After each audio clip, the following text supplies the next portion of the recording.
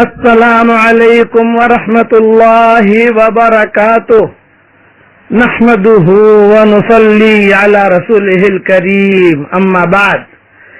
آج کا سبق سن لیجئے، سبق نمبر 1029 مدینہ منورہ کے آداب کے سلسلے میں یہ سبق ہے۔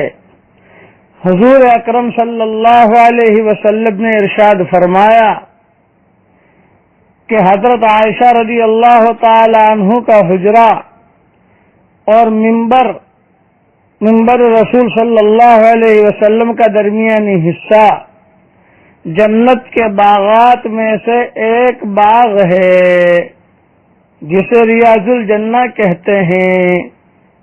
جو شخص اس مقام پر جا کر نماز پڑھے گا اور ذکر و عبادت میں مشغول ہوگا، اس کے لیے جنت میں جانا بالکل آسان ہو جائے گا۔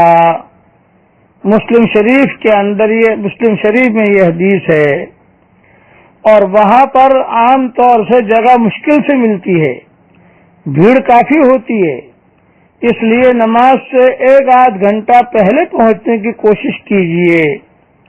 اور اکثر علماء کے نزدیک زمین کا یہ ٹکڑا قیامت کے دن جنت میں چلا جائے گا۔ ریاض الجنہ کے 7 ستون ہیں۔ مسجد نبوی کا وہ قدیم حصہ حضور اکرم صلی اللہ علیہ وسلم کے منبر اور حجرہ عائشہ رضی اللہ تعالی عنہ کے درمیان واقع ہے، وہی ریاض الجنہ کا حصہ ہے، اور اس حصے میں 7 ستون ہیں، اور ہر ایک ستون پر سونے کا پانی چڑھا ہوا ہے، اور مسجد نبوی میں یہ 7 ستون بالکل نمایاں ہیں، اور یہ 7 ستون حضور صلی اللہ علیہ وسلم کے زمانے کے ہیں، اور ہر ایک پر نام بھی لکھا ہوا ہے۔ تفصیل سن لیجئے۔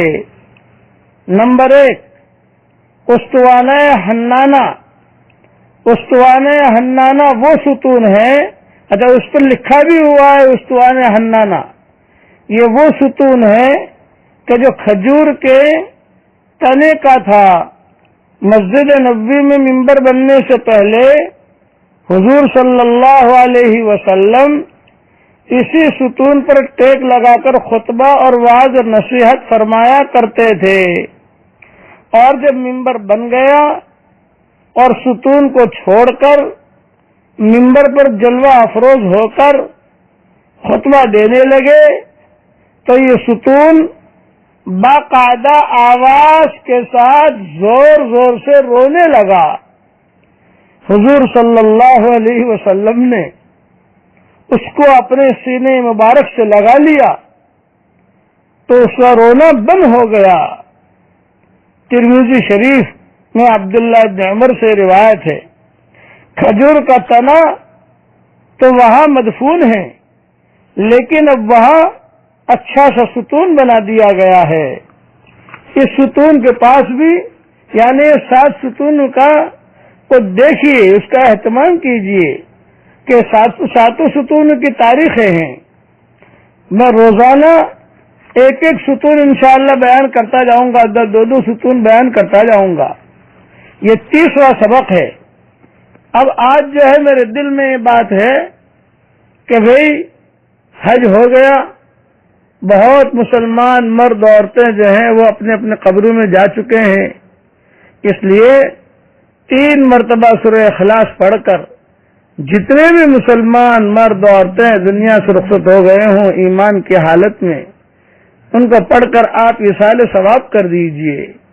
زیادہ سے زیادہ آپ کو 2 منٹ 3 منٹ لگیں گے، لیکن قبروں میں انہیں بہت خوشی ہوگی۔ خاص طور سے حرمین شریفین میں جو حجاج آئے ہیں، مکہ مکرمہ میں جو حاجی ہیں، مدینہ منورہ میں جو حاجی ہیں، وہ اگر پڑھ کے بخشیں گے تو بتائیے ان کو کتنی خوشی ہوگی، کتنا بھاری ثواب پہنچے گا۔ اللہ تعالی سے آج دعا کرتا ہوں کہ جتنے بھی مسلمان اسلام کی حالت میں دنیا سے رخصت ہو گئے ہوں، اللہ تعالیٰ ان کی قبروں کو نور سے منور فرمائے، ان کے درجات کو بلند فرمائے، کروٹو اللہ انہیں آرام نصیب فرمائے، ان کی ہڈی ہڈی کو اللہ تعالیٰ جنت نصیب فرمائے، اور اللہ تعالیٰ ان کی اگر خدا نہ خواستہ کچھ گناہوں کی وجہ سے عذاب میں مبتلا ہوں تو اللہ تعالیٰ ان کے عذاب کو دور فرما دے۔ اللہ تعالیٰ تو قادر مطلق ہے، اللہ تعالیٰ ان کا عذاب دور فرما دے۔ یہ تہجد کی دعا ہے۔